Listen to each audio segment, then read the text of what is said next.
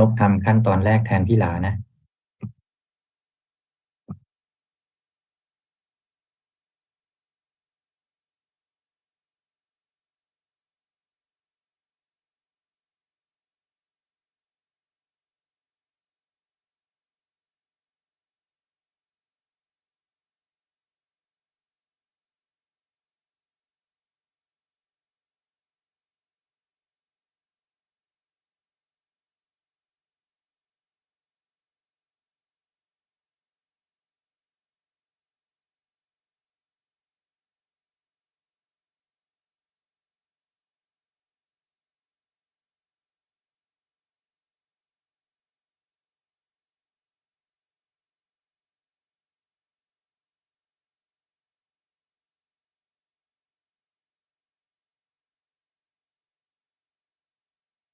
สวัสดีครับอาจารย์ฮัลโหลฮัลโหลครับได้ยินแล้วครับครับ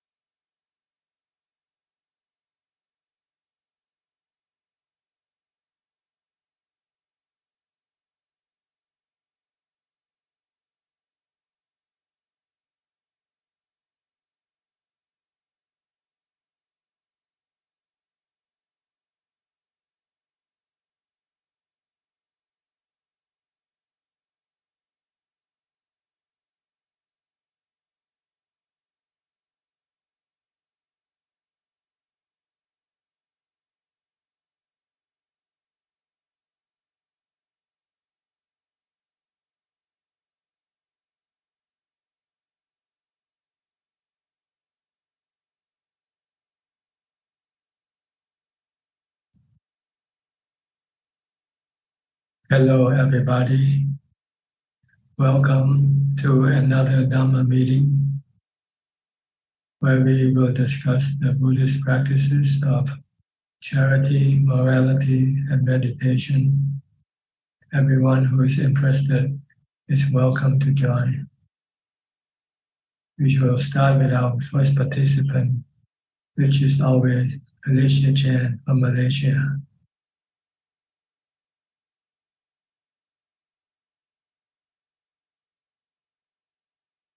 Ajaan. Good evening. Since I follow Ajaan teaching focus on practicing equanimity, I can see my awareness and wisdom remain very good when I meditate or not. Illusion of five aggregate also letting go.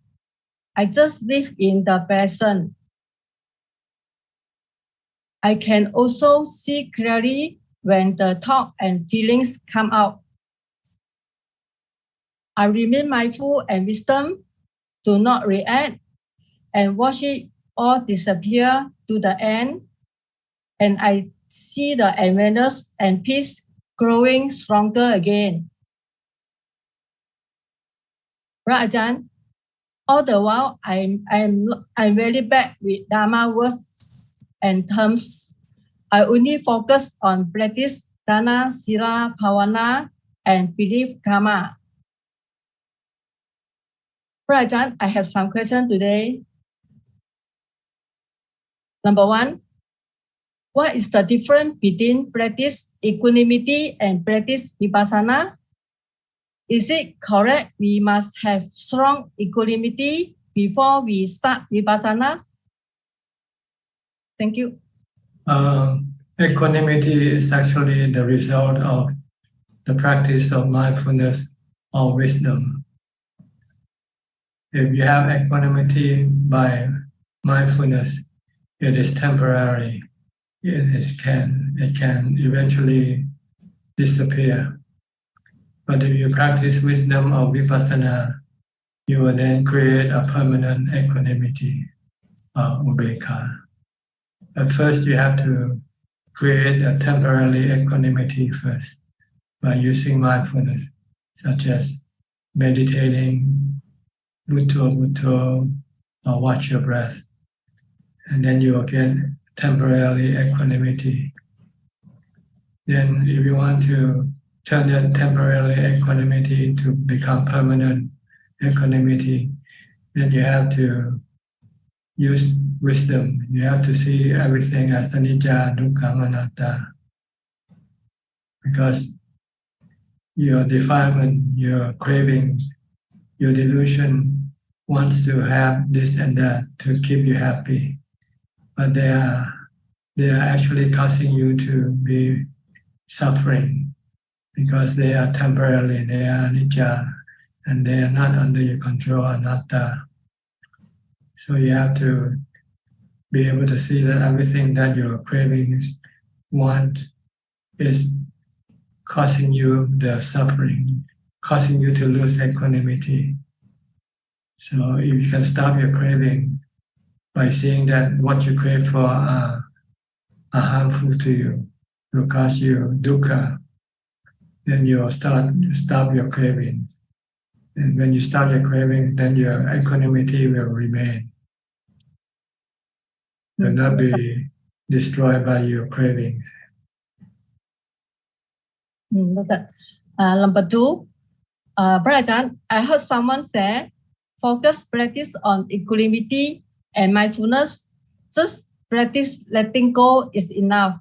No need to analyze 5 aggregate or 4 Lammakanta one by one. Then can achieve Nibbana. Is it correct? No, you can only achieve temporary Nibbana, which is samadhi, or temporary equanimity. But you still would be attacked by your cravings. Your craving is not destroyed by your mindfulness or samadhi. It can only be destroyed by your wisdom, by the 3 characteristics of existence.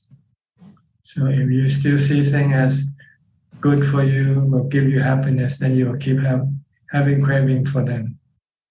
And when you have craving, you will destroy your equanimity, your peace of mind, when your cravings come up. So if you want to maintain your equanimity, when your cravings come up, you have to teach your mind that the object of your cravings is anicca, dukkha, anatta. Then you will not want to go after them.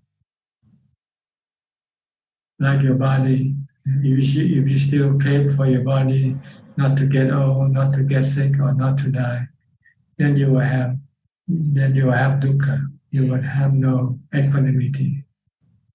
But if you can see that the body is anicca, anatta, and will cause you dukkha if you crave, if you want it to be permanent, if you want it to be with you all the time, then you will get dukkha, and you will lose your equanimity.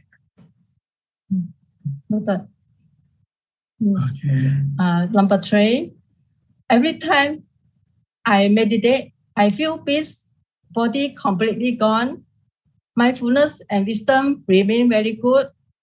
But why I always lost track of time when I come out of meditation?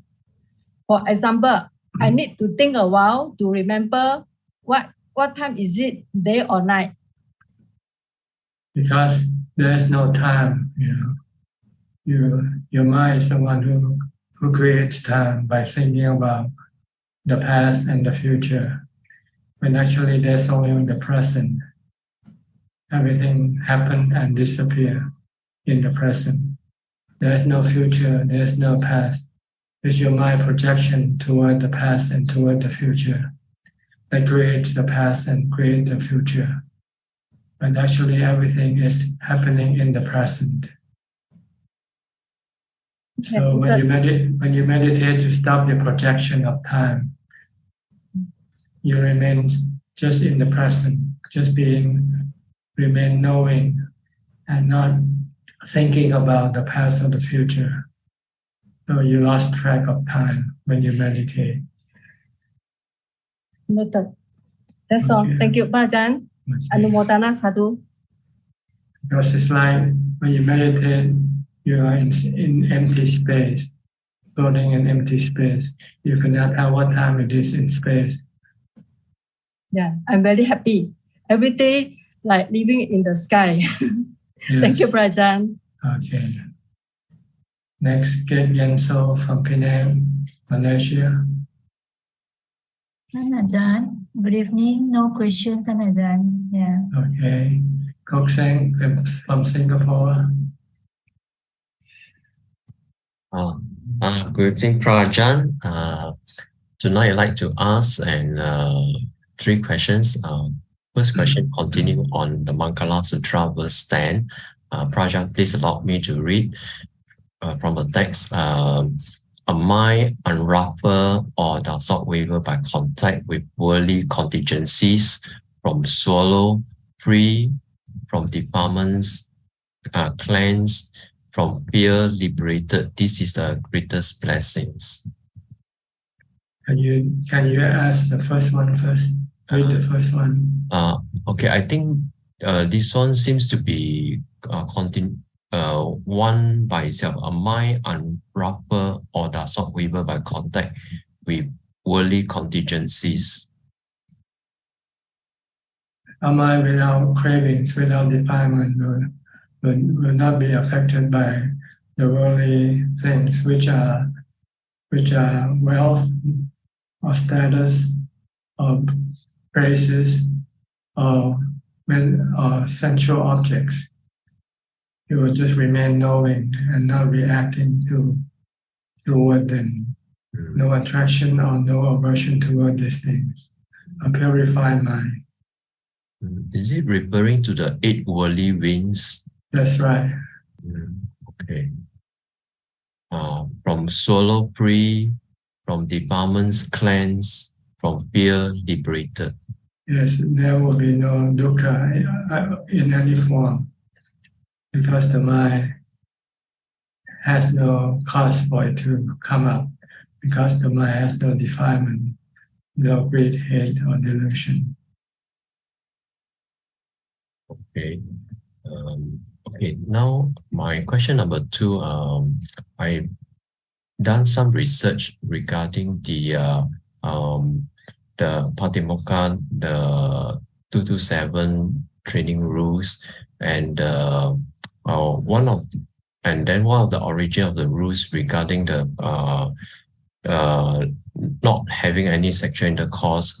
So I find out that the origin of these rules comes about because of the story of Venerable Sudina.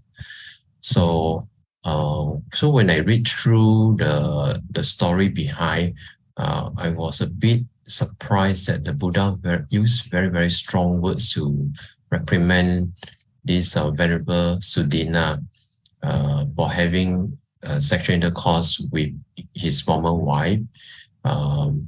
So I was quite surprised about that. And then the second thing, the Buddha mentioned that for that reason, you would undergo death or death-like suffering, but you will not on that account at the breakup of the body after death fall into deprivation, the bad destination, the abyss hell.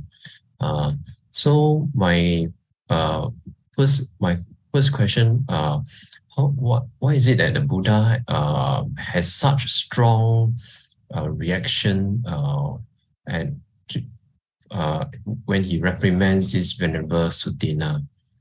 Oh, you have to ask the Buddha himself. I'm not the Buddha. Oh, because the words he used was very strong. Well, just take his word for it that it is bad to have sexual intercourse, because it interferes with your meditation practice. Really, that's what it means. Okay. Then the second part, why the Buddha said that he would undergo death or death-like suffering. What's the meaning of death-like suffering? because he would be living in suffering when he's still alive. Because every time there's a sexual craving come up, it will cause him a lot of stress. And being a monk, he will not be able to go and have sex. So it will be more tormenting than being a lay person. A lay person, when they want sexual cravings, they can at least go and get it and get something, get a relief from that. But with a monk, he cannot do that. Okay. And actually, at that point of time when the Buddha scolded this Venusudina, the Buddha still had not formulated the parijika. That means the five major four. Okay, the four. So why the Buddha said that he will not fall into deprivation, the bad destination, the hell realm? Because he's been told of the consequences if he continue with this practice. So if he stopped, then he will not reap the consequence of this action. Okay, so is it because at that time the rule still has not been formulated by the Buddha? That's right. Usually somebody, if they first break this thing before there was a rule, they will not be punished. Okay. But after that, once it becomes a rule and somebody breaks it, then it means it has strong defilement to break the rule. Okay.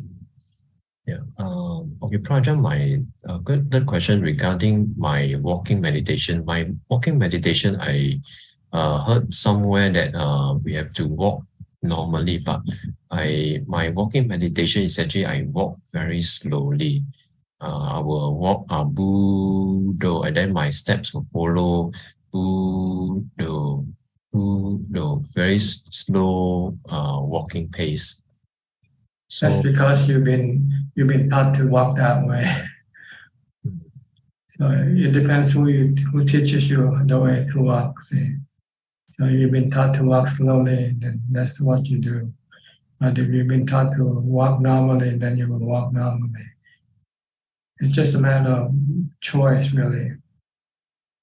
Maybe for you as a beginner, you find it more beneficial to walk slowly first because your mindfulness might not be strong enough to follow your body when it walks normally. So you reduce down the speed so that your mindfulness can catch up with your step. But eventually, once you have stronger mindfulness, you should be able to walk normally and watch your steps. The goal is not the walking. The goal is to stop your mind from thinking by using your concentration on your walking to prevent your mind from going elsewhere. So you have to look at your thought more than anything else. Whether you walk slow or fast, whether you can stop your thinking or not. That's the purpose of mindfulness. Okay. Okay. Yeah. Thank you, Prajan. All right. We'll go to Switzerland with Professor Ken.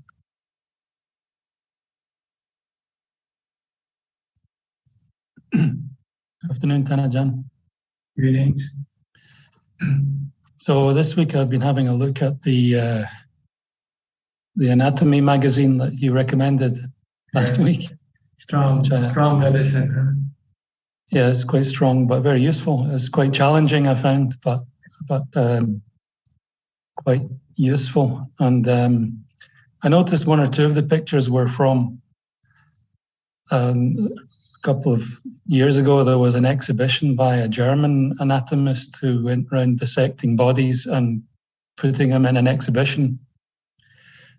And that I think it was about 20 years ago. It was very controversial at the time, but now I think he has a permanent exhibition in Berlin. He has a special way of preserving the body, and he cuts off the skin and so on. And he also has a couple of videos on YouTube, which you can actually see his autopsy being carried out. So there are some additional resources available.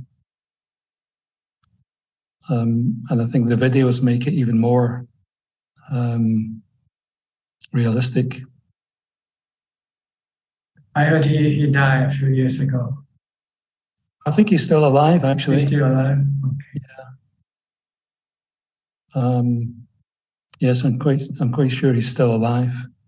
I used to post his YouTube on my YouTube site, but it's been, I think, deleted. No longer. I'm not sure why. Yeah, I think I saw last night. There's some of his videos are still available, are still posted. If you search for autopsy, life and death, it's called autopsy, life and death. Mm-hmm.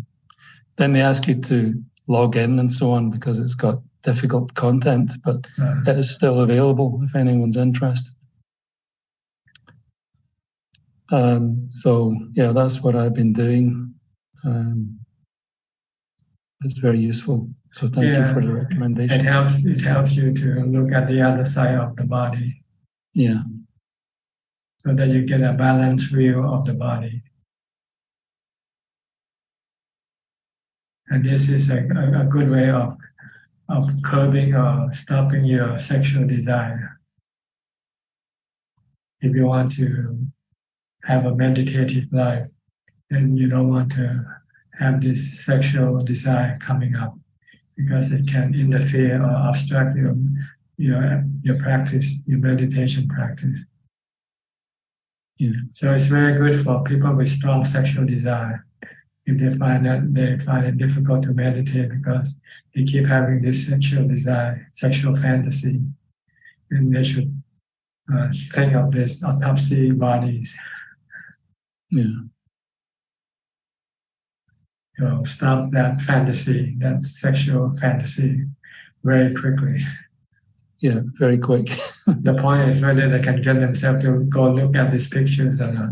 That's the hard part. Yeah. But if you think that your sexual cravings is an obstruction to your practice, then you would then want to force yourself to take a look at it. Because this is the way to overcome your sexual desire, and that creates restlessness and agitation in your mind, which you'll find very difficult to meditate, to calm your mind. Yeah. Good. It's good. I think it was somebody, Philip, I think, from Malaysia, gave us the link. It's still available for download, the book, Yeah, I looked at the book. I also noticed it's available on Ajaan Martin's website, and it's there also, Ajaan Martin's website. It's there also, yeah. And he also links to the lungta.eu. So unfortunately, the script is in Thai, but you don't need the script though, because you just on the script are actually the teaching of Lungta Mahaprabhu on the Sutta.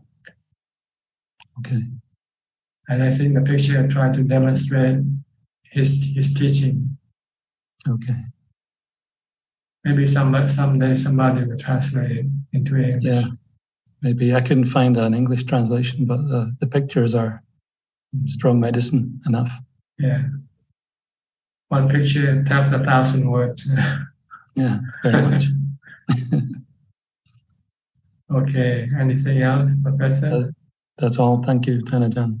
Yeah, what you should do now is try to maintain those pictures and have it maintained in your mind so that you don't need to have the book anymore. Yeah. So that anytime you feel you need to curb or contain your sexual desire, then you just think of these pictures. Yeah. The goal is to bring the external picture into your mind so that it stay inside your mind, that you don't forget. Yeah. If you can maintain that in your mind, then you can control your sexual desire.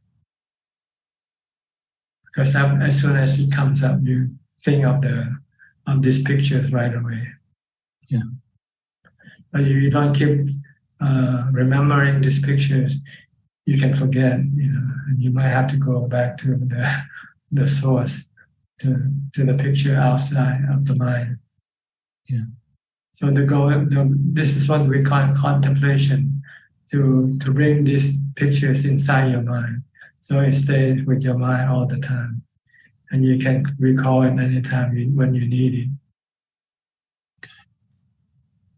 So that's the next step is to keep contemplating on this.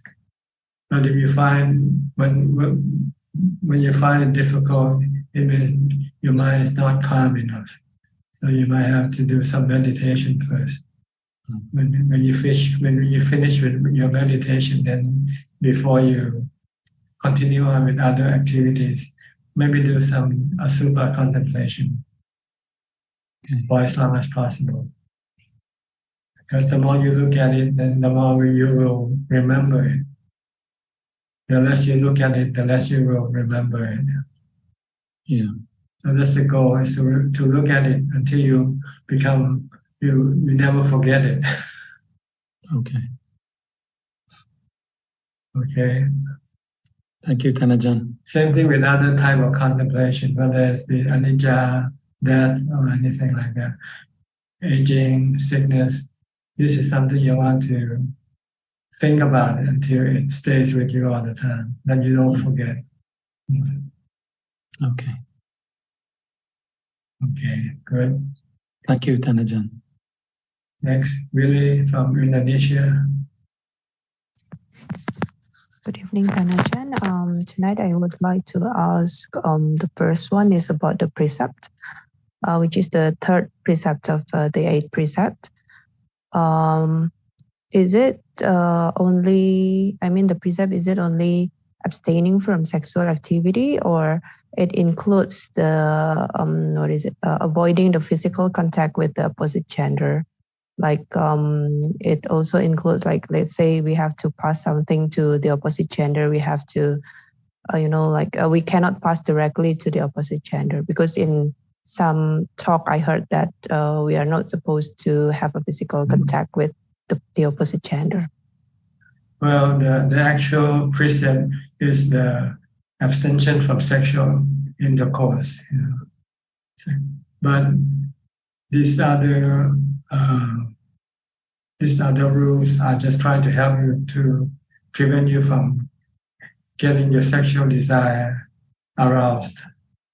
Like if you touch somebody, the opposite sex, by touching it can arouse your sexual desire.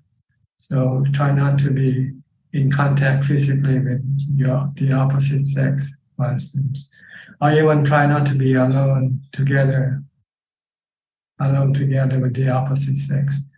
This is just precaution to prevent you from starting this sexual desire and eventually breaking this precept. But you're not actually breaking the precept if you accidentally touch the opposite sex because you handle something to somebody, But with monks, when women present giving things to mom would not accept with the hand. Mom would use a piece of cloth, and then the woman put the stuff on the cloth instead of giving in the hand to the hand of the monk. It's just to prevent accidental contact, which might happen, and which can arouse sexual desire in the monk or in the giver. But the giver usually maybe not keeping this precept, so it doesn't matter. But it's ritually to protect those who keep this precept, to not be exposed to the possibility of getting the sexual desire aroused. Okay. So if you should happen to accidentally touch somebody, you're still not breaking this precept. Okay, but I have to try my best to avoid those physical contacts, right? Yeah, physical contact or physical meeting with the opposite sex, especially one by one, alone. Okay, then Ajahn. Another question is because sometimes there are some activities here, so I can't really have a seclusion. But then I found that during those activities or when I have to engage with things or deal with some things, I realized that some defilements that usually is not visible, then it is visible during those activities. So is my understanding correct? Like if we are come out from meditation and we are in contact with a lot of things, it is like the time to test any wisdom that we have learned so far. And when defilement come out, then it is the time for us to attack the defilement, whereby usually it is hidden in the mind. Well, the purpose of practice is to build up enough Dhamma to fight against your defilement. So whenever your defilement comes up, you always have to stop it. Whether you can stop it or not, that depends on the strength of your practice of mindfulness and wisdom. You can call it a test or you can call it whatever you want. But the goal is to stop your defilement wherever you come across it, whenever you come across it. Even when you're alone, your defilement can come up. Yes. And you have to stop it. Because defilement are like fire that can burn your house. And the mind is like a house. And the defilement is like fire. So you don't want to set fire in your house. As soon as there's a fire in the house, you want to stop it right away. If you let it burn, then it eventually can burn down the whole house. Okay, so it doesn't matter where you are, who you're with. You want to always stop your defilement when they come up. Okay. But it might be easier when you're alone because you only have one thing to look at in your mind. But when you're with somebody else, then there are so many other things that you have to look at. So it might be a bit difficult to contain your defilement because they can come from many different directions. Yeah. Okay. Okay, Ajahn, thank you very much. Next, Julia, our long lost participant from Colorado, right? Still there? Sawadee-ka, Ajahn. I'm so happy to see Ajahn in this Sangha. Thank you for including me after I was not a good student. I missed. I've been practicing, but I did not have the reliable housing or reliable internet. So now finally there's the illusion of stability in housing and internet. That's good. That's good. Make good use of it while it's still there. I'm trying, but I noticed that I thought I didn't have very much greed, but then when I finally got my own little place to live, I had little bits of greed arising, like now there's a place to store food, and so then I'm eating, or like I wanted to get a plant to put in the little place. But I didn't want a plant before because I had no place to put it. So, but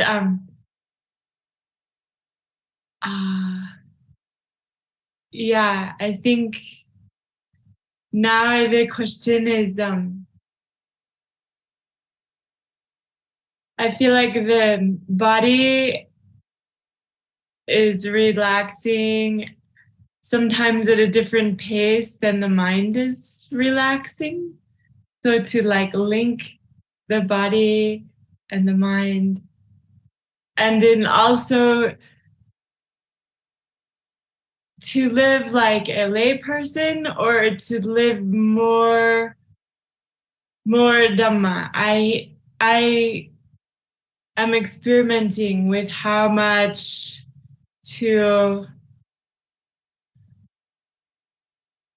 I would like to be able to practice anywhere, anytime. And then I wonder how much formal practice in my little place. Yeah. Anumodana. Yeah. The goal is to be able to practice all the time, from the time you get up to the time you go to sleep.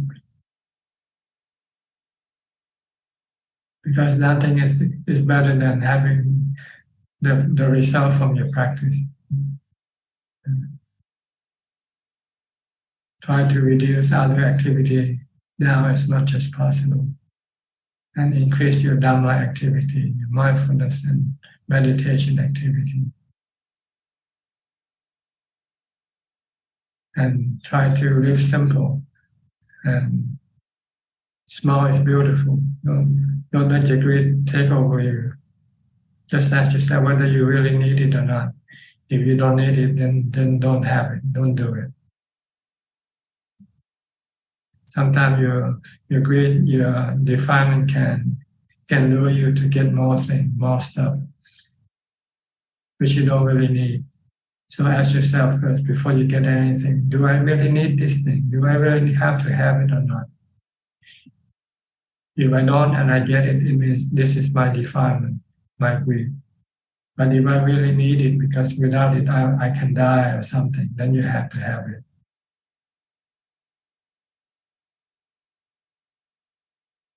Okay, don't worry too much about the physical comfort. It can become a distraction or an obstruction to your advance in your Dhamma practice.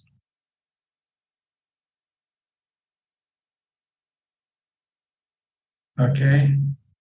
I'm very grateful to Ajahn for supporting keeping the goal in mind.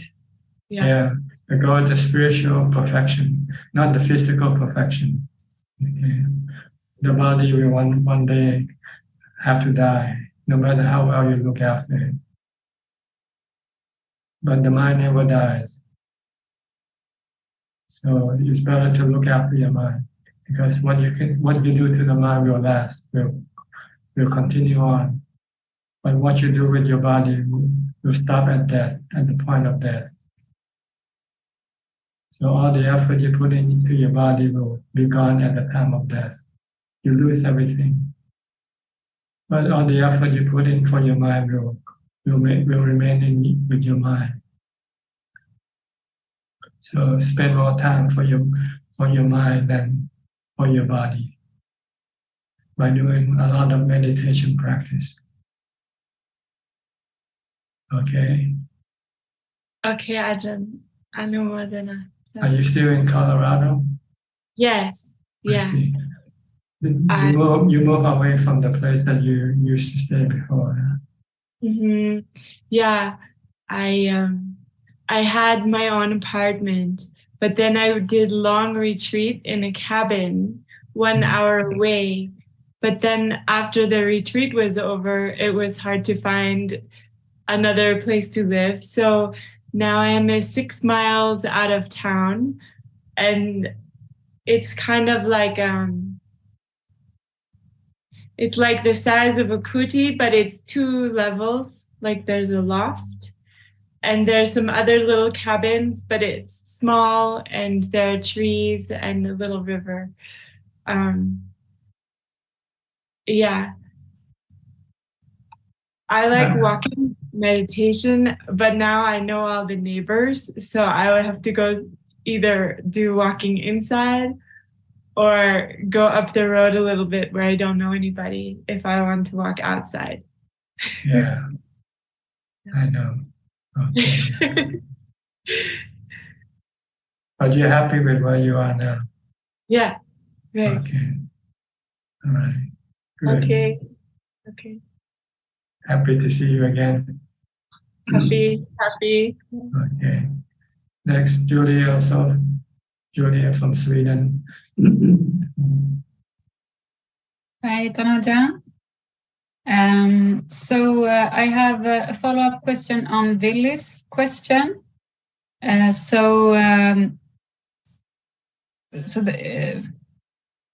Someone who has ordained should not be alone with someone of the opposite gender. But what about emails? Emails, communication through email, internet. Well, you're not physically in I think it's probably okay. But it depends on what you communicate. That's the problem. If your communication has sexual content, then this is not good. Yeah. But there's nobody to watch over you now. It's yourself who have to watch you over yourself. Yeah.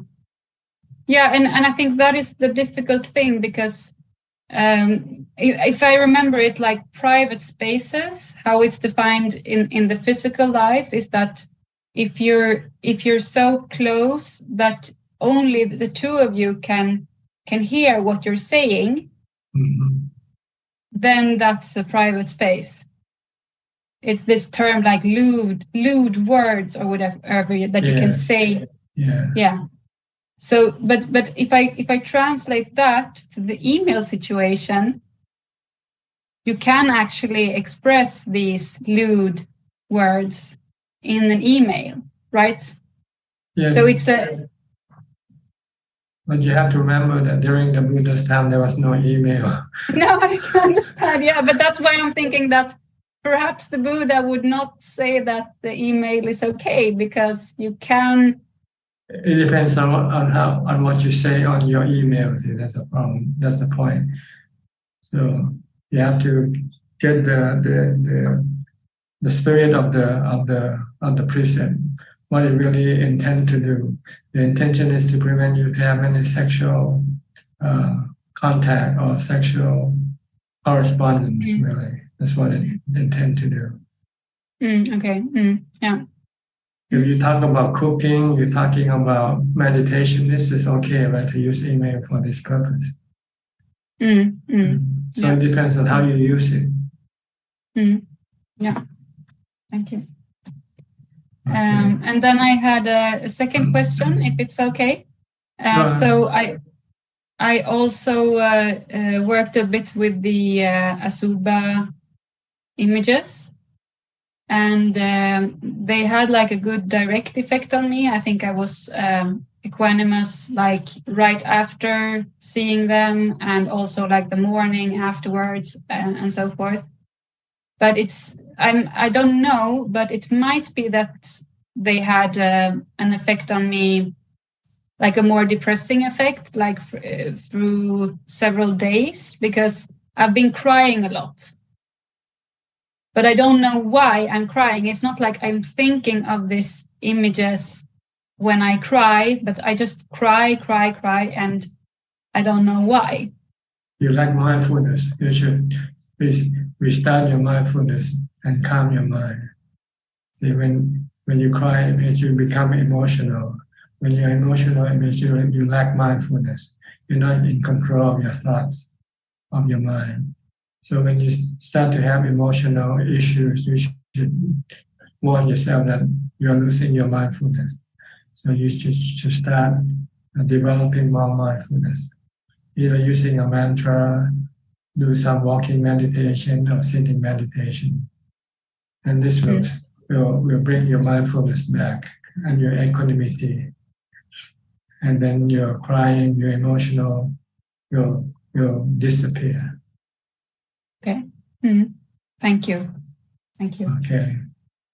Yeah, we don't practice continuously. Our practice is not sustained. So when there's a lapse in our practice, then usually the defilement will start to do the work in our mind, causing us to have emotional issues. So as soon as you become emotional, tell yourself that you're losing your mindfulness. You should regenerate your mindfulness. So it doesn't really matter what the cause is. Doesn't matter. Sometimes we don't know. Maybe it's too subtle for us to know. There are many different causes. It can be the past, be the present things around you, or just or just want to be emotional without having any reason. Yeah. Yeah. So as soon as you find that you are start to become emotional, it means you need to generate more mindfulness. Okay. All right. We'll go to Toronto now. To PR. Indira. PR is gone now. Yes, he's with the patient. Good morning, Ajaan. Good morning from Toronto. Yes, so nice to see you. I have two questions. One is like we've been speaking a lot about the third precept, which is Kame Sumichachara. Isn't it really sexual misconduct?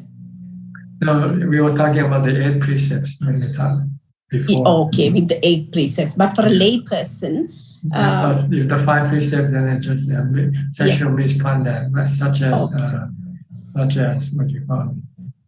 I can't think of the word. Infidelity. Yeah. Okay, yes, that I just wanted to confirm. That's one thing. The other one is now equanimity. When we develop equanimity with mindfulness, even before you do a lot of vidarshana, now actually equanimity is also one of the 4 divine abiding Sattva Brahma Vihara, Metta, Mudita, Karuna, Upekha. So when you develop those qualities, also Upekha, you develop Upekha. Yes, the same one. Same one, yes. Yeah. So with mindfulness, it gets deeper, like you really learn to be more equanimous with most situations, but with vidarshana. You get the real equanimity from meditation.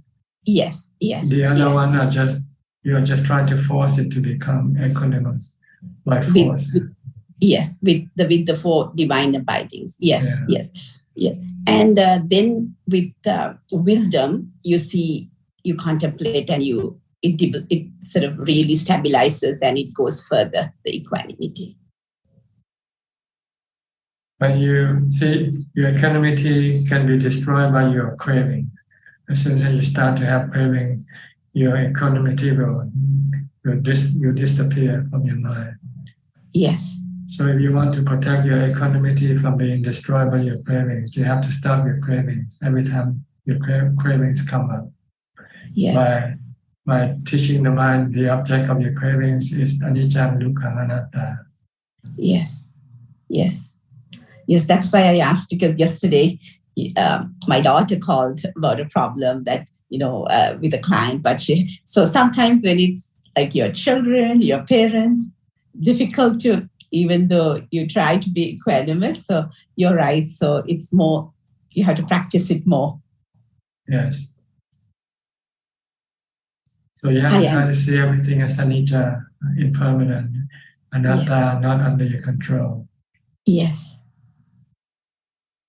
If you want to control them, you can get dukkha. That is right. Yes, that is true. Yes, I realized it. Yes, I just wanted to check with you. Thank you so much, Ajaan. Actually, this morning we got this chance to offer dana to one of the bhikkhus. He's a Canadian monk, but he was in Sri Lanka for 3 years and have just got back. So we just offered dana and came. Yes, so felt very happy. Just wanted to share it with you. Yeah. Okay. Sorry, I just appeared. I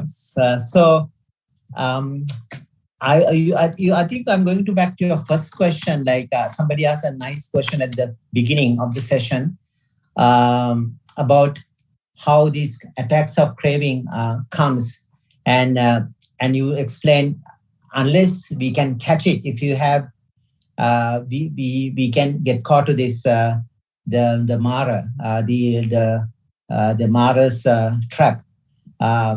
So is it what makes us keep getting caught to this Mara's trap? Is it a lack of Yoniso Manasikara or mindful attention to what's happening within because of the lack of insight?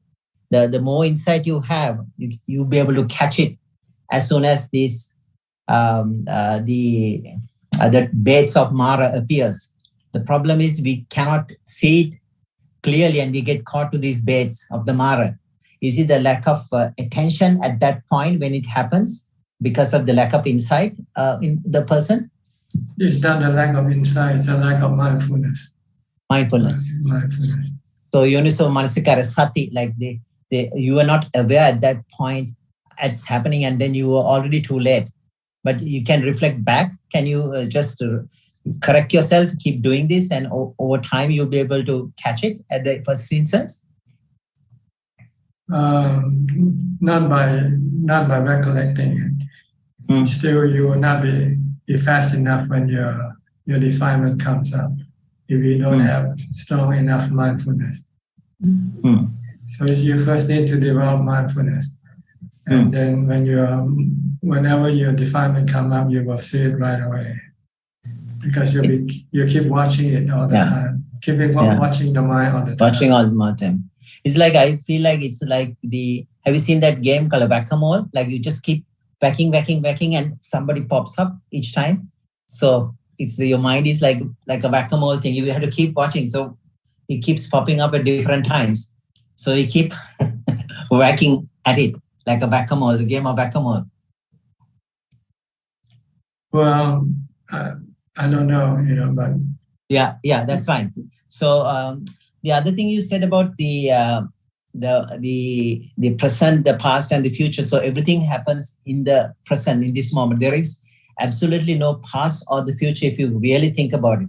So when you think of something in the past, it's happening now. If it's something in the future, it's happening now. I think that was what you correctly explained. So everything what you have is the present in this moment. This is all we have. But even the present is immediate past because once you recollect it, it's already in the past. Is it? That's right. Everything happens. As soon as it happens, it disappears. Like my word, I just said something and it's already gone. It's gone. So really, there's nothing we try to grab onto, unfortunately, because of our ignorance. But everything happens and passing away very fast. But our dukkha arises from trying to cling to this thing that comes and goes right away. So it's like a river flowing all the time. We try to disturb it, then we get our hands muddy or wet.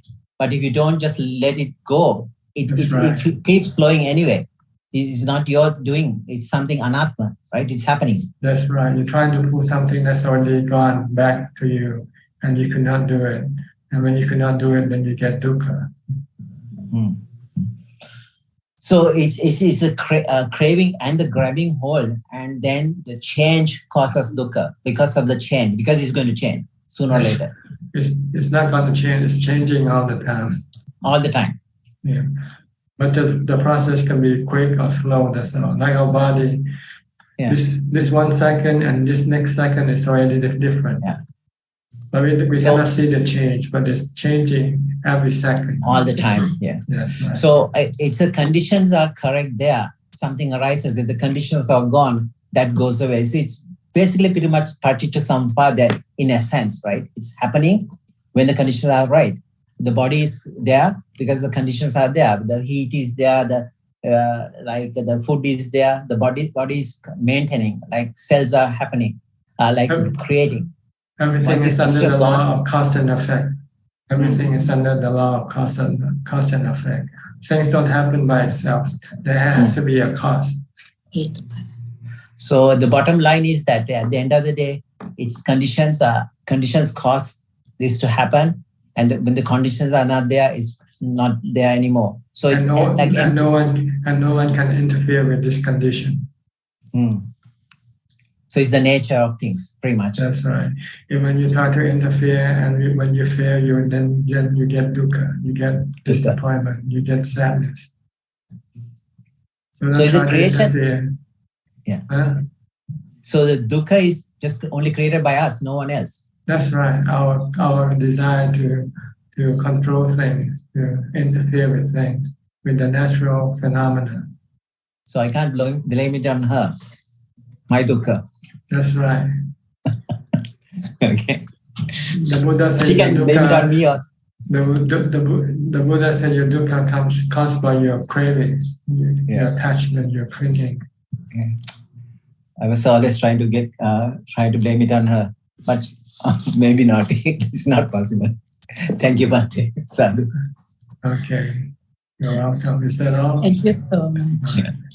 I'll go to Malaysia now, to Alvin. Good evening, Ajahn. I am just listening. Okay. I've got no question. Thank you. Back to Thailand, near Pattaya, near Wat Yan. I forget your name, sir. Can you please? Yeah, Steve. Steve, okay. Not Charlie. Not Charlie.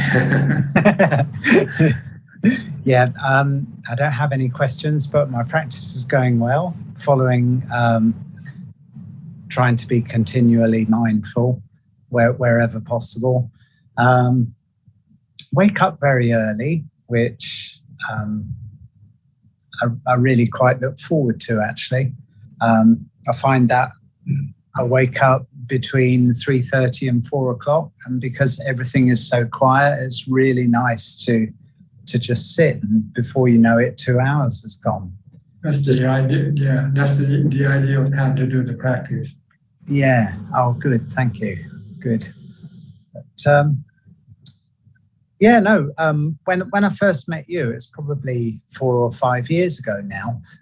You brought to my attention how special it is to look for a state of being calm and peaceful, which when I think about all of the time before that, I wasn't aware of it, and I didn't appreciate what a bonus it is to find that peace of mind, you know. So all of the effort is to keep it. That's right. Or to create it when you don't have it. Yes, yeah, and mantra works, and breath work works for me as well, because you know, for many years I was studying and practicing yoga, and still do, and so it really helps, actually. Yes, the Buddha's teaching is the best assistance for our healthy mind, for our peaceful and happy mind. Yes. Yeah, so try to study Dhamma as much as possible, and try to apply it in your practice, and you'll find your mind becoming more calm and peaceful and happy. Mm-hmm. Mm-hmm. Okay, great. And the technology is also very helpful as well. You mentioned something earlier about, unfortunately, it's in Thai script, but now the Google Translate app, you can just switch on a camera and you're looking at a book that's written in Thai, and it translates in real time into English. So it's really helpful. That's good. Yeah. So hopefully that'll help a few of the people that are faced with that problem. But no specific questions at this time. Thank you. Okay, nice to see you again. Nice to see you too, always. Okay. I'll go to Kafilim from Malaysia. Good day to you, Ajahn. Just listening, I have no question for tonight. Okay. People one from Idaho, USA. Would you please explain a little bit more about Anapanasati Vipassana, please? Well, Anapanasati means the practice, the development of mindfulness through watching your in and out breath. So you maintain mindfulness by watching your breath in and out at the tip of your nose. If you keep watching or focusing on your attention on your breath, then you will stop your mind from thinking about other things. And then your mind can become calm and peaceful, which we call samadhi. It is not vipassana. Vipassana is a different type of practice. Vipassana is the study of the nature of the body, whether it is permanent or not permanent. See? This is Vipassana. If you study, then you find that the body is not permanent. It's impermanent. It's temporary. One day the body will die, will get old, get sick. So this is what you want to teach your mind, to not to forget. Because when you forget, you tend to think of the opposite. You think you want your body to last forever. And when your body doesn't go according to what you want, you can get suffering from it. But if you constantly teach your mind that the body is temporarily, it's gonna die one day, and if you don't forget when you're about to die, you will not be affected by the death of your body, because your mind will accept the truth. So this is Vipassana. Study the nature of your body as being impermanent. Okay. Thank you very much. I trying to study Kaya Kata Sati, and I read over and listening over and over is a part of the. It's not a part. I think it's a major part of Vipassana, right? Because when you mention about studies about the body, I mean, when you study the nature of the body, this is Vipassana. But when you use the body as the object of your mindfulness, then this is called mindfulness development. It's a different thing. Or samadhi, to calm your mind with your concentration on your body, on the breath, for instance. This is for samadhi, to calm your mind. But to understand the nature of the mind, you have to study the nature of the body. I mean, you have to study whether the body is permanent or not permanent. Does it belong to you or it doesn't belong to you? You have to find the answer. Once you found the answer, then you understand the nature of the body, the true nature of the body. Then you can let go of your attachment or your delusion to think that the body is permanent or it belongs to you.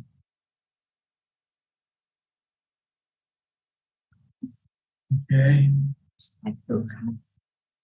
Okay, go to Sao Paulo with Alfredo from Brazil, Sao Paulo, Beca. Hi, Bante.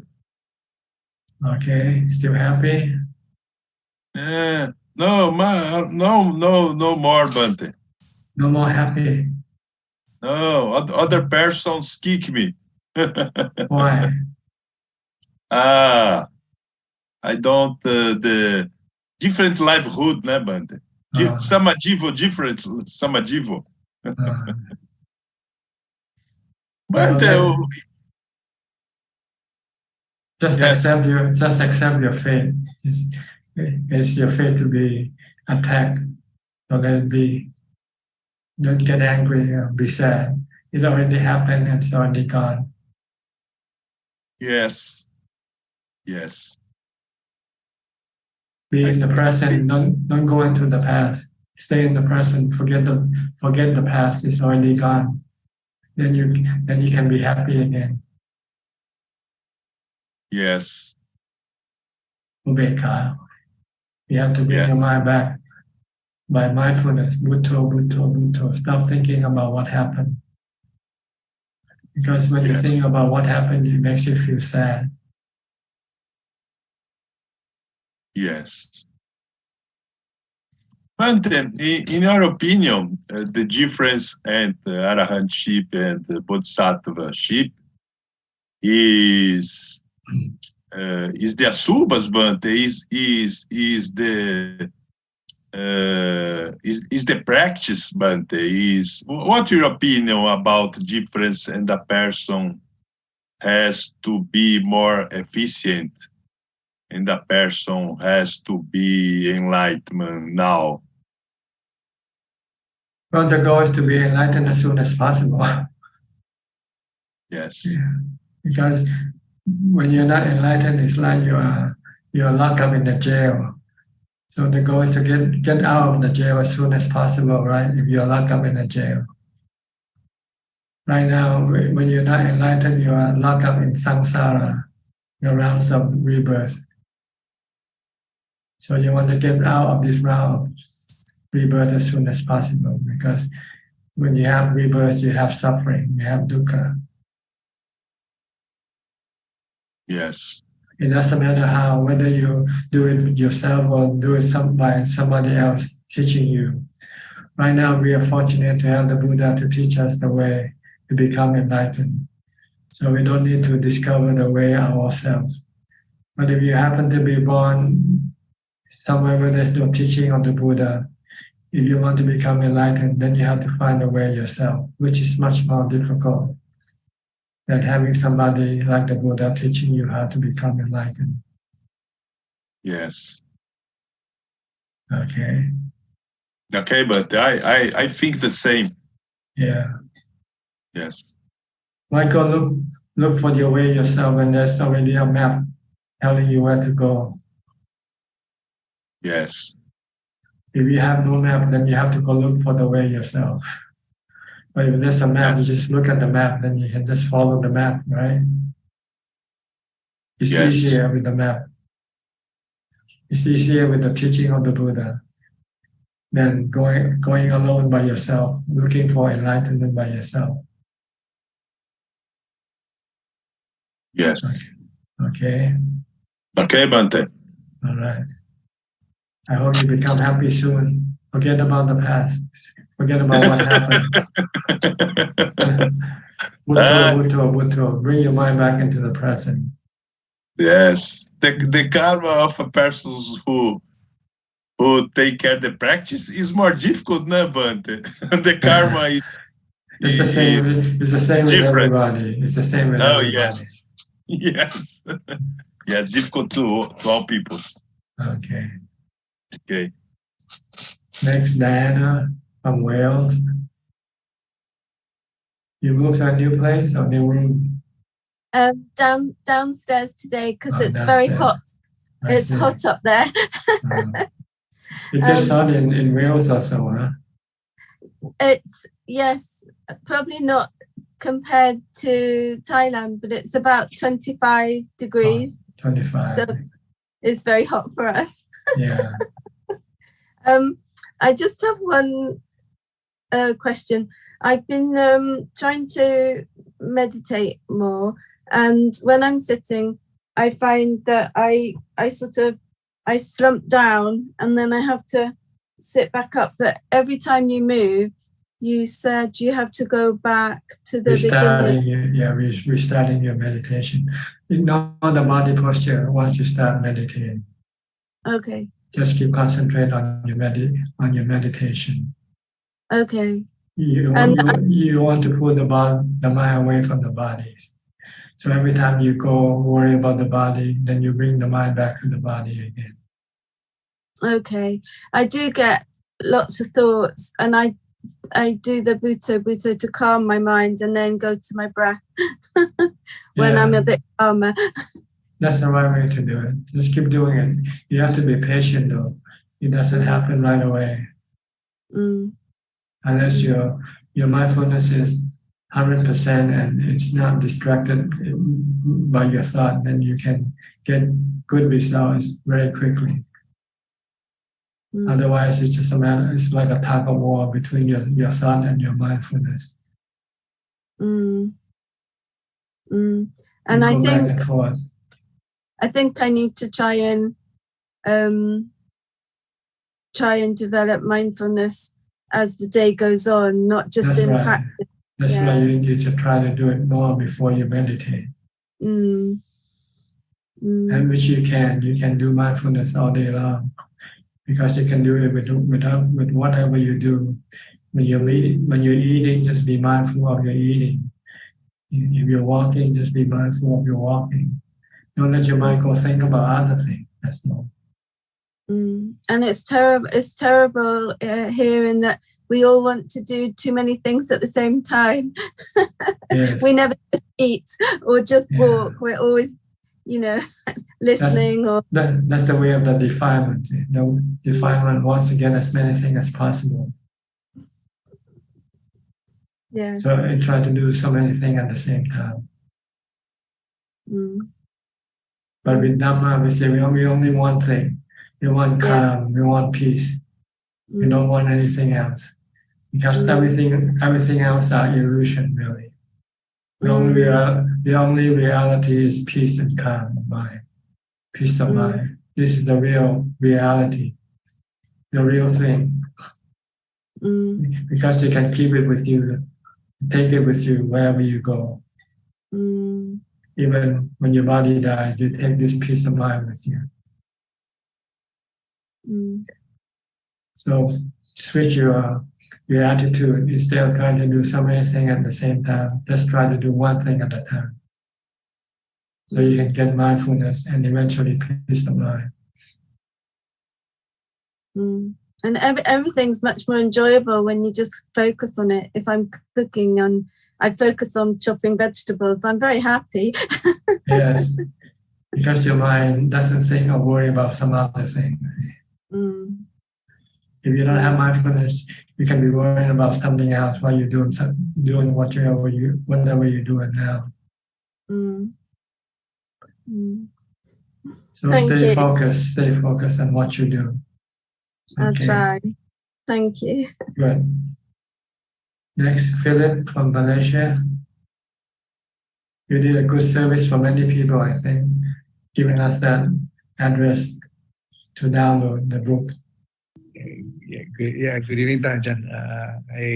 I hope you're doing well. I don't have any questions tonight. I was glad that people found the book useful. Okay, good.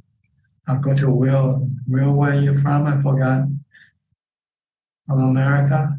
From England? Will, do you hear me? Your name is Will, right? W-I-L-L, Will. Please turn on your microphone if you want to speak. Unmute your microphone.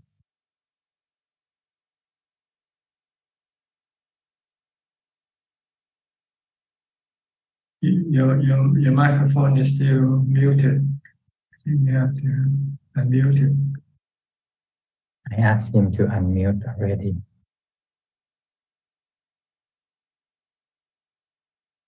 Can you hear me? Can you raise your hand if you can hear me?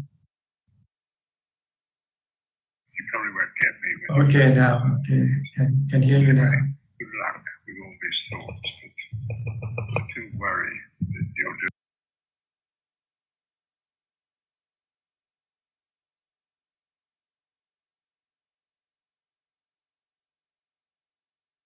I'm not sure how to classify you, friendly or unfriendly toward us.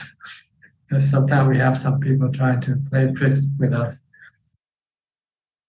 I hope you're not trying to play tricks with us. Do you, Will?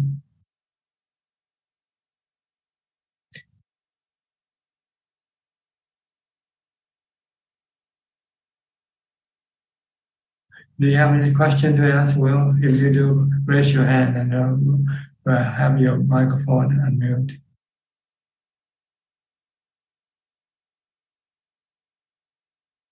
Okay, I think I should go over to the next person first. Sri and Czech from Vancouver. Ajaan. How are you? Good? Good, Ajaan. Yes. Okay.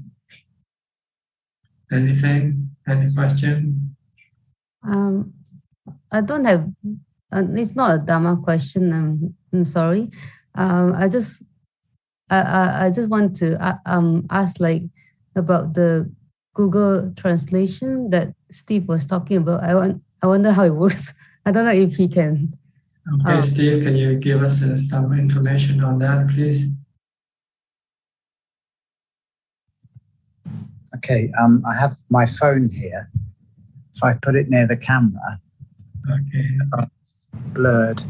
But let me see. Third row down. Yeah. Well, if you download an application called Google Translate, it used to work to typing, but one of the later functions is they've added a camera function, which is here, and when you press the camera, it starts a camera, and if I were to put that over some Thai script, it would superimpose English or any other language that you want. It's really clever. Sanskrit, all of the obvious European languages. I finding it really helpful. Yeah, that's amazing. Just download Google Translate. Onto your phone, and then just use the camera function on the text that you want to translate, to have it translate. That's very simple. Yeah. Thank you, Steve, for that. Okay. Thank you. Thank you, Ajahn. Is that all? Yeah. Sorry. Okay. I'll go to Anura. Where's Brahmya? Is she busy?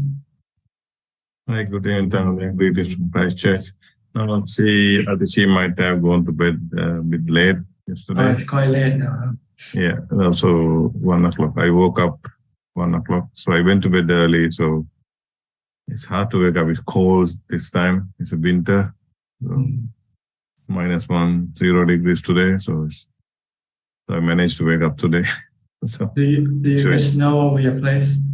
Not snow, but sometimes, but not every year. But we have a lot of frost because outside is -1, -3 this time of the year. The winter, we just started the winter. Yeah. Do you have anything? Yeah, so I've been practicing, but I've been very busy at work. So, but I try to practice every day, every morning, at least few 10, 20, 30, 1 hour at least. So, but some days my mind goes crazy. I use Buddha, and I realize it's the value of Buddha because I don't need to reinvent the wheel, so it's been there. So, trying to calm the mind with Buddha.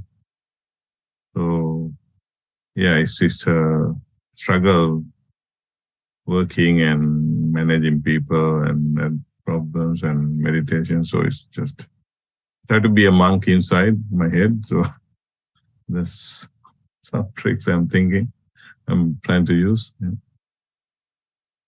And regarding Asubha, I listening. So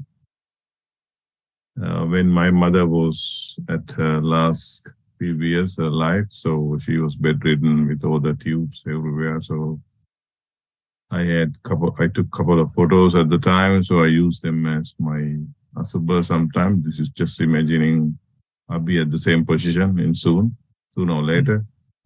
So that's one of the methods I use. So yeah, no, just a comment only, Ajahn. No other question. Okay, good. Yeah. I think that's more contemplation on that than on Sukha. Yeah. True. With the Sukha, you want to look at the attractive part of the body. To reduce your sexual desire. Yeah. I managed to watch an autopsy. Yeah. A female autopsy few months back. I think those images are still playing in my head. So that's good. You want to maintain it. Don't forget it. So you can use it whenever you need it. Yes, true. Yeah. Good. Okay. Just to clarify that these two type of contemplation is different for different purposes. Okay, understood. Yeah. Thank you. Yeah. Okay. Yeah, Ramya will listen to the recording tomorrow morning. So. Okay, good. Take a good sleep. Okay, thank you. I'll go to Will again. Will, do you want to speak? Raise your hand. Okay. Unmute your microphone. Okay, you can speak now. Where are you from? Ajaan, I'd like to send you my great respects, appreciation for what you do. Your incredible energy and amazing offering to the world. I offer you, greatest respect. And just to say how much I appreciate attending these sessions. I'm still in a situation that I have talked to you about, and I think maybe I will write to you through your administrator. That would be the best thing for me, I think so. Okay. Can you tell me where you're from? I forgot. I'm from UK, sir. UK. South of England. Have you ever been over here? There's a very nice Thai temple over here. No, I've never been anywhere. Ever since I've been a mom, I just hardly go anywhere. Yeah, that's a very good example. Quite right. Yes, very good. Sadhu, sadhu. Thank you, Bhante. Okay. Great pleasure to meet you. Thank you very much indeed. Okay, I hope you continue on and advance in your practice, okay?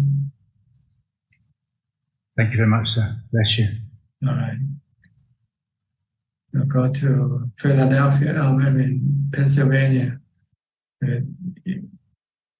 Somchai from Pennsylvania. Greetings to you.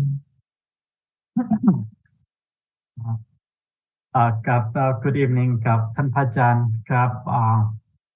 Yes, pretty good. I listening, and all person in this room is doing well, and try to go practice every direction the way how a person able to.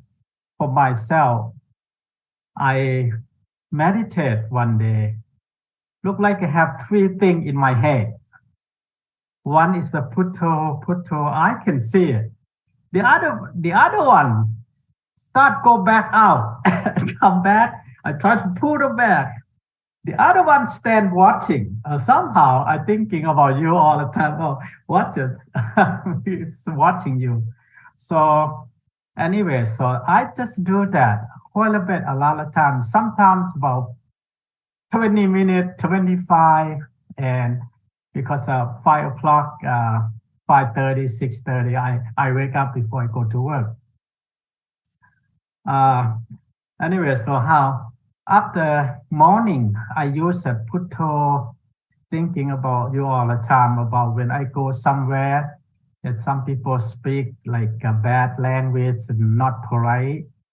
I can say, I can tell, say, oh, they didn't tell me, they didn't talk to my body. My body is not that good anyway. So I think in my mind that you said, it's look like a car. You stop engine, turn off the light, nobody see it. So that's what I using it. And I use putto when I working. I figured out, and I like the way I doing. So make me play well. I know Tan Pajan. I know you Tan Pajan about almost 2 years now. It make me feel quite a bit. Before I never happened too much like this. Anyway, so that's my comment. Really short and a little bit faster, but so I just kind of happy and thank you. Somebody know you probably 6-7 years before that. I just know about it. That means this program is get out before that. I just find out. So anyway, so thank you, and good evening, Tan Pajan. Okay. Thank you. Good luck to you. Stay with Bhutto and forget about, ignore everything else. Just focus on Bhutto. Okay, yes. I use that a lot nowadays. So thank you. Next, Evie from Indonesia. Evie. Yeah, Ajaan, Namo Buddhaya. Can Ajaan hear me? Yes, very well. Ajaan, I have one question. If while we living as lay people, we leave the responsibility and become monks, but doesn't succeed in achieving enlightenment, then this is the same as creating bad karma for the next life, especially for children and family left behind. because in the next life they will revenge from them, all right? If taking the Buddha as example, the Buddha left everything, but he succeeded and returned to teach the Dharma to his family and they reached enlightenment. What about the others who didn't reach but had time to leave the family?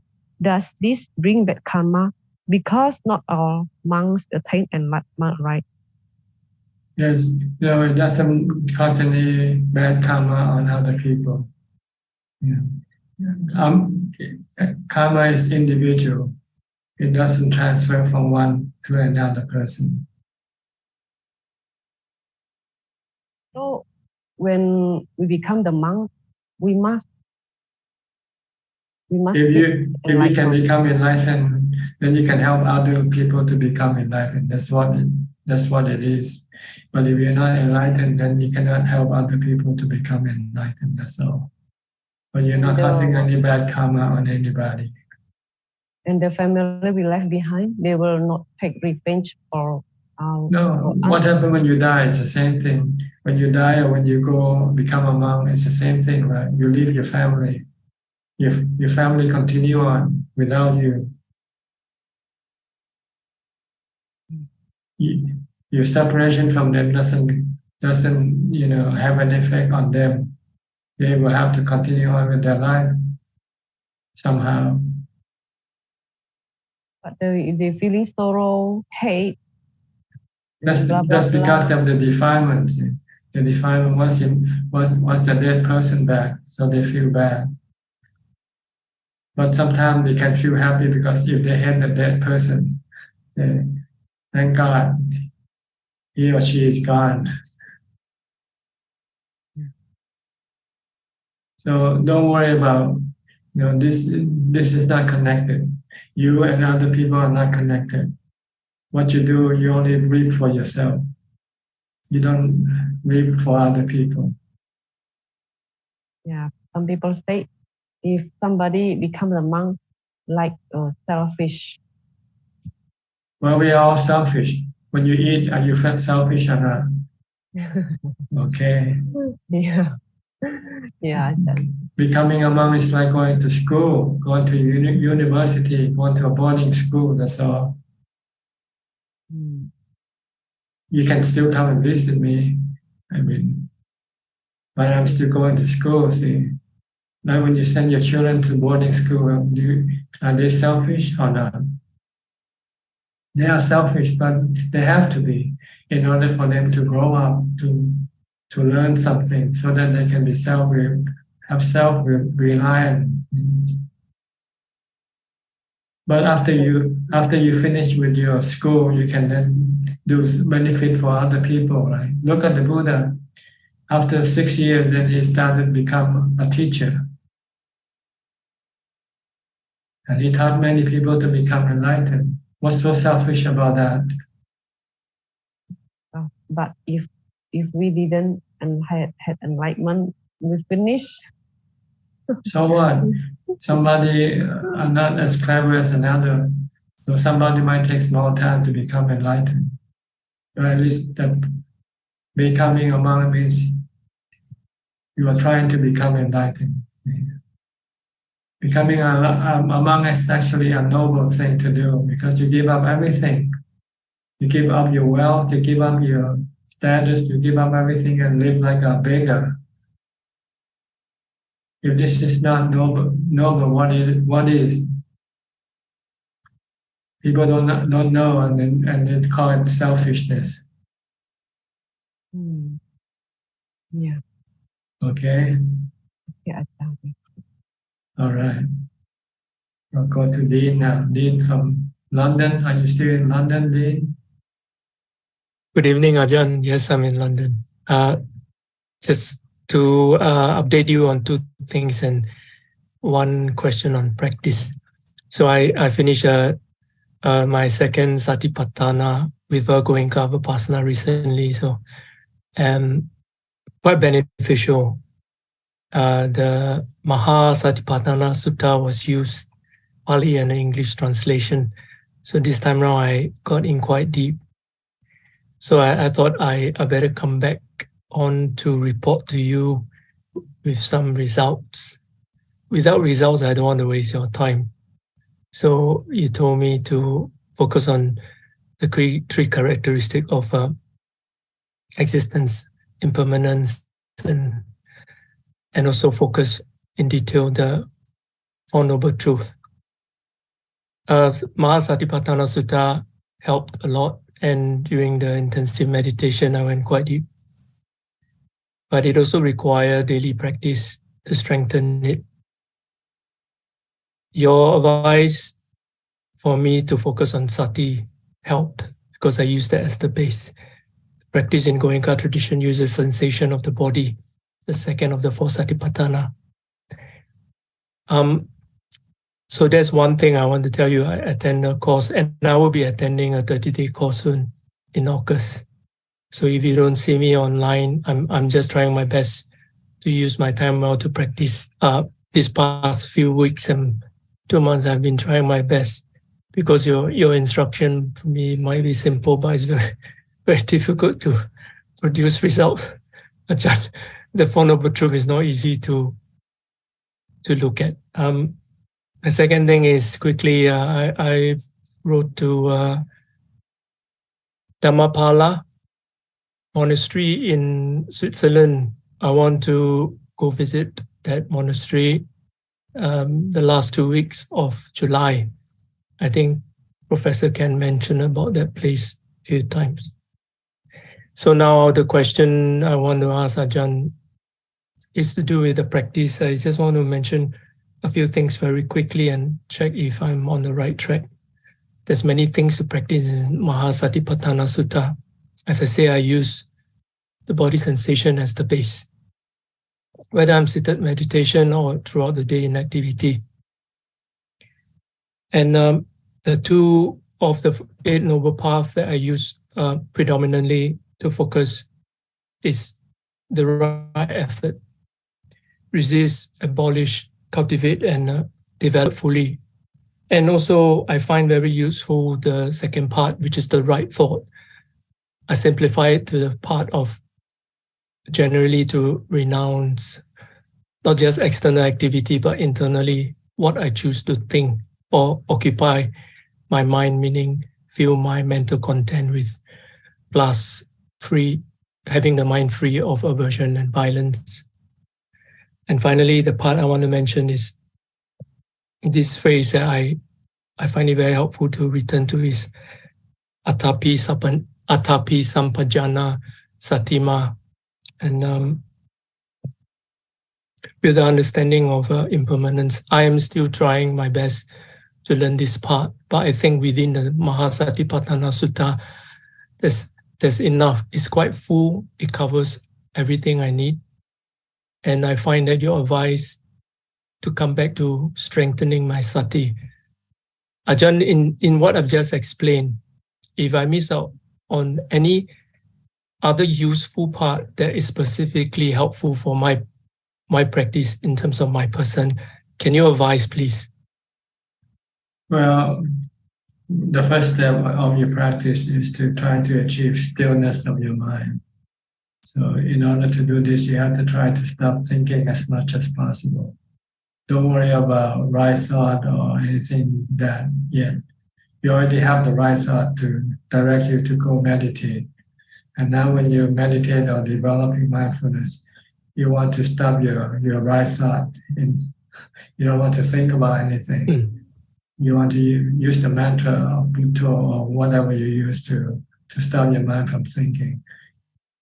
The goal is to stop thinking and to make that mind become still, so that you get into jhana and get ubekha or equanimity from the jhana.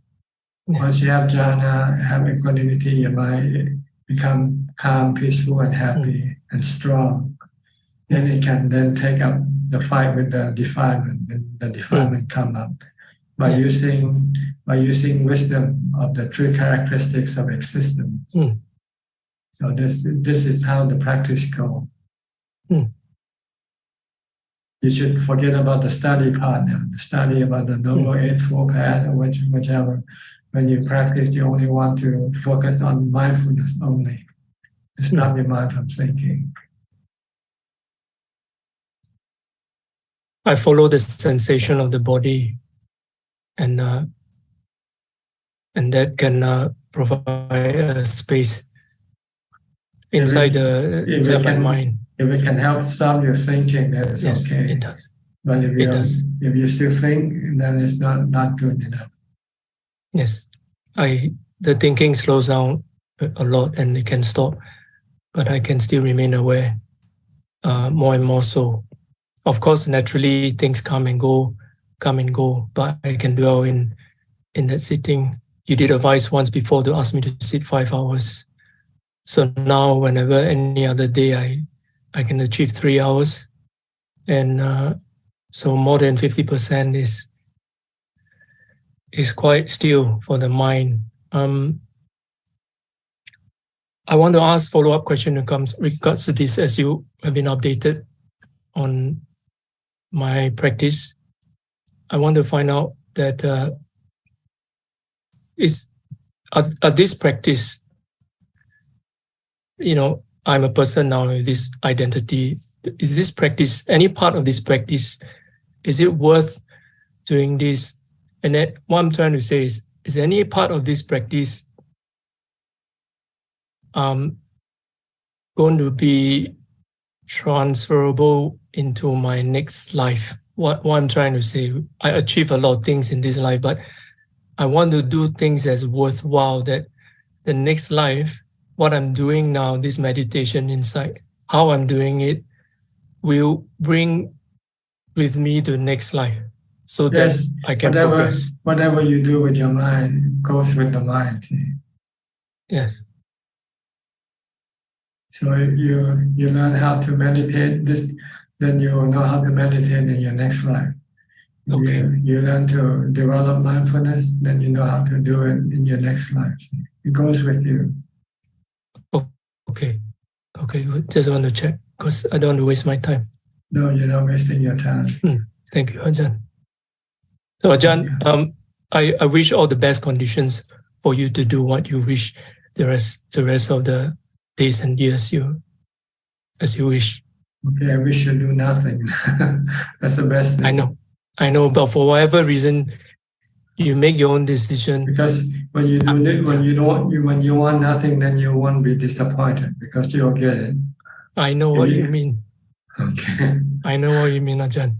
Yeah. Thank you, Ajahn, very much. Thank you. So this is what we ought to aim for, is to be able to do nothing, to ask for nothing, to be Which is happy very with, difficult. To be happy with nothing. That's what we want to achieve. Yes. Okay. Good luck to you. Yes, thank you. Thank you, Ajahn. Thank you. Okay. Next, Belinda from Singapore. Hello, Dan. Then just sometimes we have, I feel that when someone make mistake, and I feel angry about somebody else's mistake. That's not your business, it's their business. Why you want to interfere with other people's business? It's very foolish, and I have that repeat cycle. Like, I'm angry with someone. Yeah. So I feel that it's a mistake, and then I'm angry over somebody else's mistake. And that cycle repeats. It's a habit, or out of fear, or out of I can't see clearly. Yeah, it's your habit. You haven't trained your mind just to be detached from people and things. You seem to be involved with people and things. You do whatever they do. You're happy when they do something right, and you're not happy when they're not doing something right. Instead of being a detached observer, you become an involved observer. So the goal is to train your mind to become a detached observer.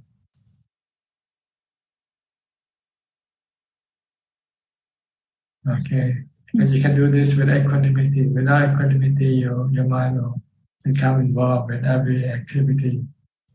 When people succeed, you're happy with them. When they fail, you get angry at them.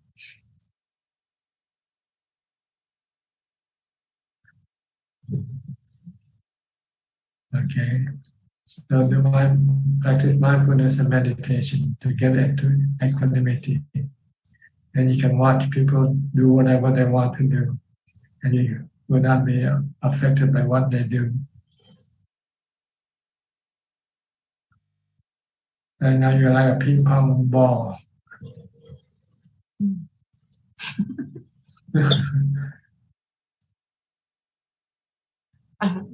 Very stupid ball.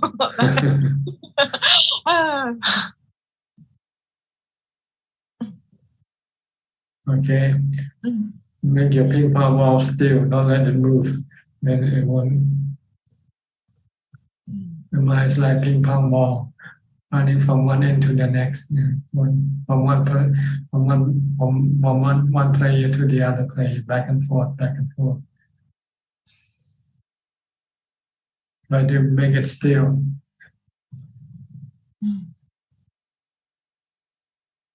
Okay. Keep on practicing mindfulness and meditation. Don't worry about other things. The other thing can come afterwards. It's like before you can read or write, you have to learn the alphabet first. Try to learn the alphabet first before wanting to read or write. If you cannot read, if you don't know the alphabet, you cannot read or write. Okay. So, Ajaan, I just wonder if I should go for a retreat. There'll be a retreat somewhere August. You can do a retreat wherever you are. Retreat means to do your practice. So you can do it now. Why do you have to wait for retreat in the future when you can do the retreat now? Go sit and meditate after you finish with this session. What are you waiting for? Waiting for the retreat to go meditate. You can create the retreat yourself right now in your home.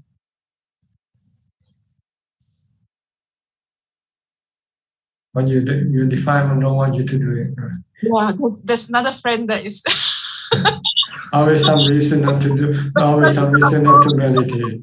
No, this is the same. Yeah, this is department that is. And then that person is the department, like. Do it now, meditate. When you finish with this talk, and go meditate. Okay? You live alone, right? No one disturbs you. Okay? All right, I'll go to Sulan, also from Singapore. Sulan. Oh, hello, Ajahn. Nice to see you again. Yeah. Yeah. Seeing you every Tuesday is a happy thing. Yeah. You have any question? Yeah. I have a question. Actually, Ajahn, you say a lot of wise words of wisdom today. Yeah, like you say, there's one part you say, don't cling on to the past because it's already gone. Then we can be happy in that way. Yeah. Then I thought that was very wise sentence that you said. Yeah. And yesterday I got meditate, and then there was a question that came up was that when we are meditating, are we also trying to close our five senses and just focus on the Buddha. And when I was trying to focus on Buddha, then I find my mind is very active. So it's like playing the video for me. Right? So it's like keep thinking here and there. Then I feel like I have to open my eyes so that I don't get so disturbed. Yeah. So there's that urge to just open my eyes. Yeah, but then it would disrupt the meditation also. So are we trying to close our five senses and also the sixth sense, which is the mind? Yes, you want to bring your mind inside, say. So if you open your mind, then your mind will will go outside, and then will be difficult for you to bring it inside. The other sense organ isn't as much as a problem. It's the eyes that's the real problem. So you want to shut your eyes to stop your mind from going out. The other sense organ doesn't really play too big a part of causing your mind to come out, like your eyes. So that's why you have to close your eyes when you meditate. You want to bring the mind inside. Jhana is inside, not outside. Okay. And by closing your eye, you're preventing your mind from going outside. But it's still trying to go outside. So you need to use the mantra to bring it inside, to stop it from wanting to go outside. So you close your eyes and recite Bhutto, Bhutto, Bhutto, Bhutto. Just keep doing that. And your mind will gradually go deeper inside. It's like walking into the cave. You'll find that as your mind becoming calmer, it feels like the sensual objects that you are receiving seem to fade away, to be further away from you. Eventually, you won't hear or see anything at all, and your mind will become calm and peaceful and happy.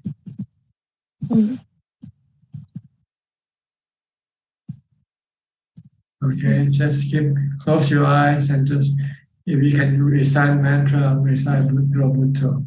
If you want to watch your breath, just watch the breath coming in and out. Don't follow the breath, just watch at the tip of your nose. Then when I close my eyes, then you can feel it. You don't use your eyes to watch your breath. You use your feeling to watch it.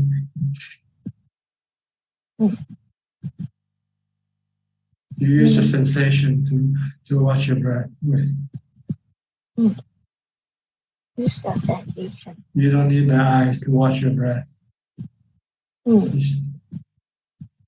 Okay. Yeah.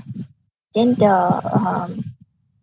when I could keep my eyes closed, and then I kind of like just like the mind will play video. So I should also ignore that. Ignore everything. Just concentrate on your breath or on your mantra. Okay.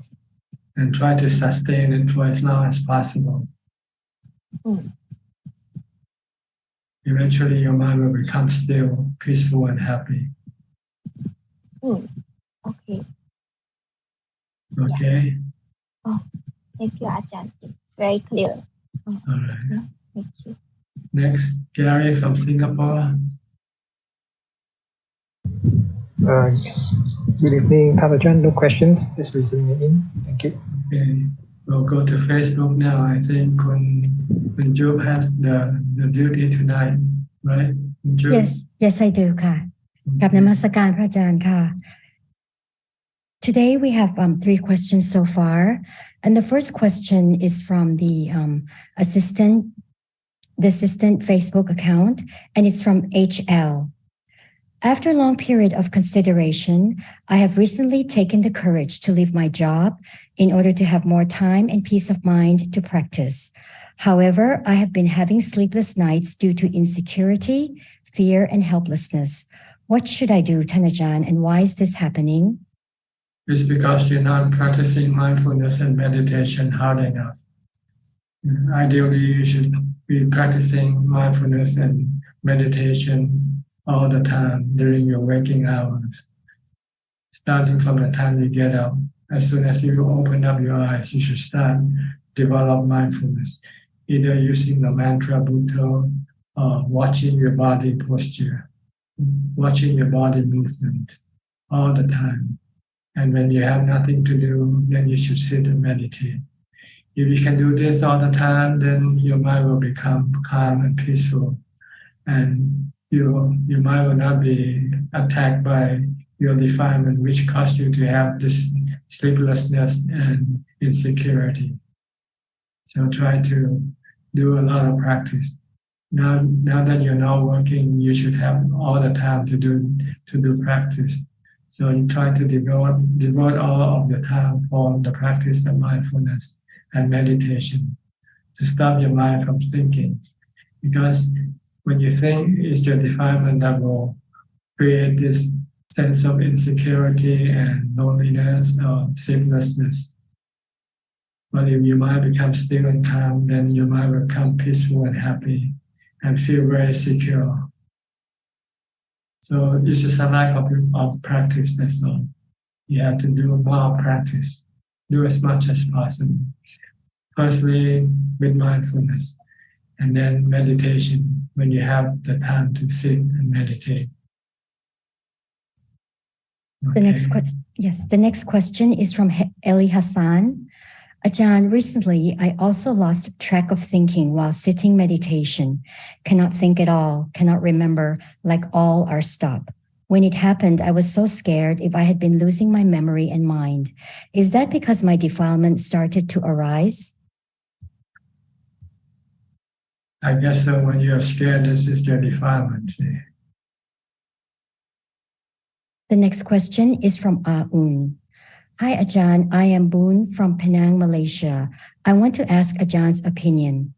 If lay people still got Gilesa and not enter the stream, but he goes to the forest monastery practice to take the 8 precept, but the forest monastery has big king cobra, poison snake, elephant, and tiger. What's Ajah's opinion?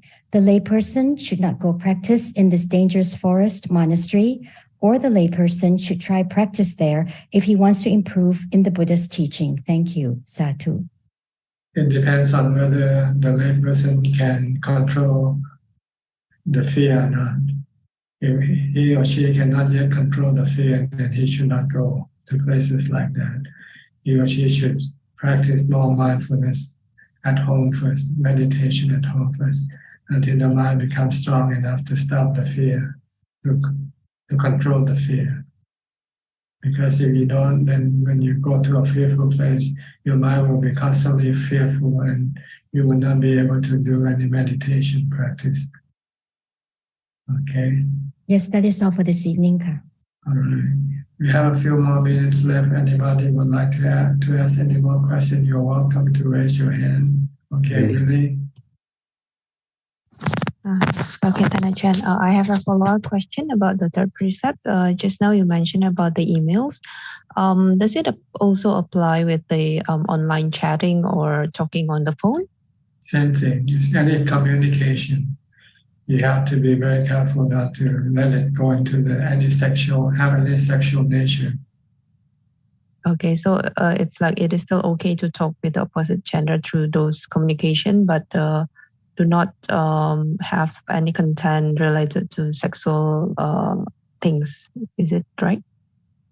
Well, since there was nothing of this during the Buddha's time when this precept was made, so you just have to adjust this rule accordingly. The purpose is to prevent you from having any sexual intercourse. So anything that will help you to have this, then you should not do it. Okay. Another question is how to overcome the tendency to judge or criticize people. It's like, although I don't criticize by words, but there is this tendency in the mind. Like, for example, Ajahn gave us the example that being a monk shouldn't go anywhere but just to focus on practice. So if I see other monks don't do that, it's like there's a tendency to criticize in the mind. So how to overcome these habits? As soon as you want to criticize somebody, ask yourself, how about yourself? Yeah, that's what I keep reminding. Like, just I also have a lot of defilements. This will stop your criticism right away. Yeah. Okay, that is it. I think there was a saying somewhere in that, let the one who has no sin cast the first stone.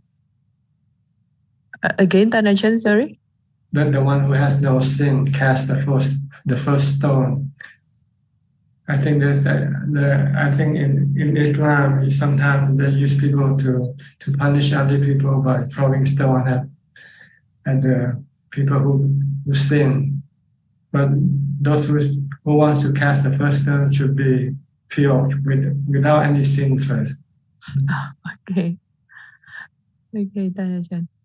You should ask yourself: are you without any fault? Are you faultless? Blameless before you blame or find fault in other people. Yeah. Okay. Ajaan.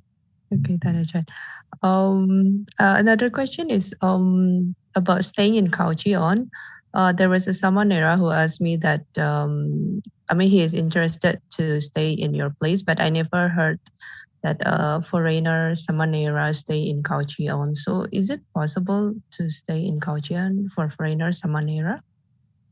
Now it's almost impossible because we have the Abbot, and the Abbot doesn't encourage people to practice. The Abbot likes people to do chanting, morning chanting and evening chanting, and study the scriptures. Oh, okay. So for Samanera or foreigner monks, it's not possible to stay in Khao Chion now. Is that right? They should go to your brother's monastery. Is he still with Ajaan Suchart?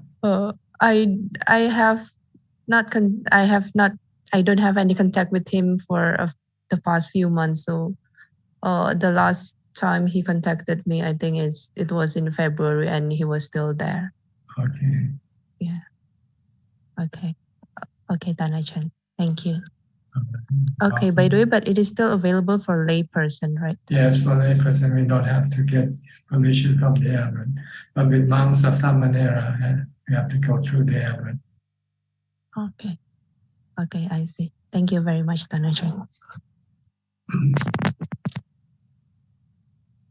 Tipawan, okay, Tipawan, Idaho. I would like to know the definition when you mentioned to the gentleman from UK with his samadhi. You mentioned your statement is what you're doing, you do for nothing. What's that mean by that? Is it emptiness? When nothing is nothing, what is that to mean? When there's something, then it's nothing, then it's not nothing, right? When you have something, then you cannot say that you have nothing. Nothing means nothing. What can I explain more than that? Okay. I will try to. I didn't get it 100%, but I kind of get some idea and the guiding. But can you give me an example?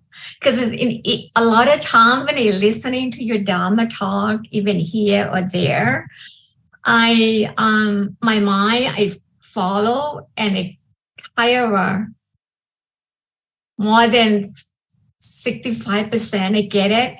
And then when I take off an hour, then maybe less than 2 hours, I could get back to where I understand what you said.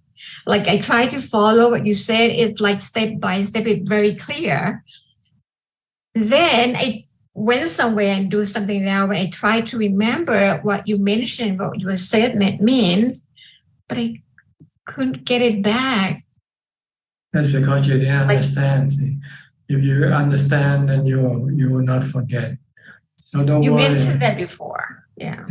So you just have to keep listening more. Just keep listening more and more until your mind click. Once your mind click, you understand, then you'll remember it for the rest of your life.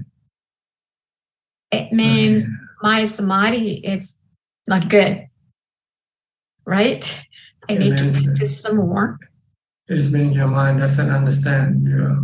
You're able to understand yet what I was saying.